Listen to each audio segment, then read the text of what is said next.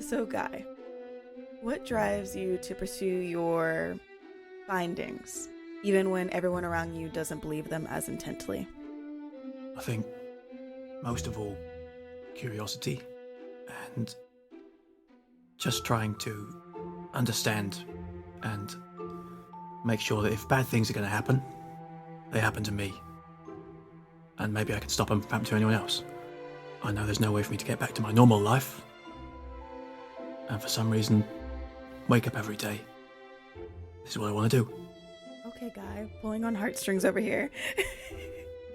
All right. And Nor, do you still develop tech in your free time, or have you kind of left that behind? Well, I definitely still work on my glasses all the time just because they're on my face. I want them to be as high-tech as I possibly can. But I'll definitely still every once in a while do some tinkering, like pick up a project. I definitely have like talked about a bunch of different like creations that I don't want to make like on stream whenever we're just like catching up. Everyone's like, oh, like, I'll be like, oh, I had this really cool idea. But normally it's like really small things like toys for like my friends, like my if my friends have cats, I'll make them like a little toy to kind of keep them occupied when they're in meetings and stuff. But for the most part, it's mostly just my glasses, which are definitely the most high-tech thing that I have made and use really constantly.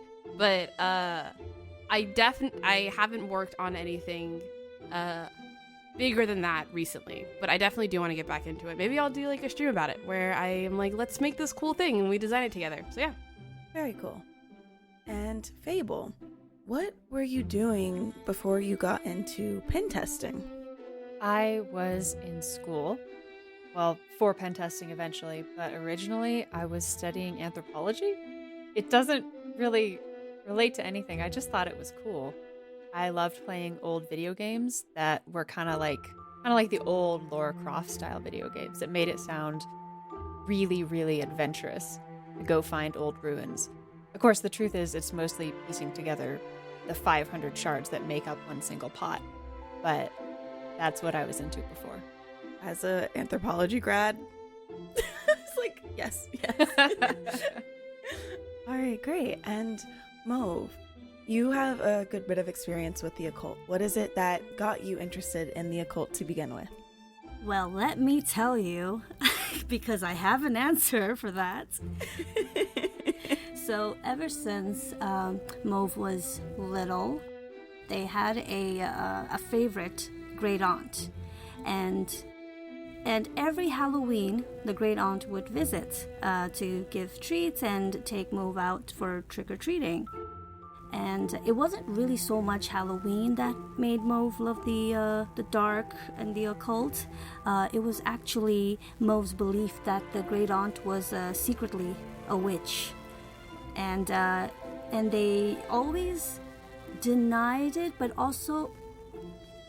the denial was very suspicious. It was always in a very like, there's no way I don't have a hat that's pointy, you know? It was always very comical denials that just didn't sit right with Mauve. And there were times when Mauve swears that one time they saw their great aunt floating above above the floor by like a few inches. But maybe, I don't know, maybe it was just very late that night, and still, little Mauve was maybe a little fuzzy from sleeping and all that candy. But yeah, only during Halloween would that great aunt visit, and now after a while, we're not sure. Obviously after a few number of Halloweens, they no longer came. But Mauve fondly thinks of their great aunt every Halloween night.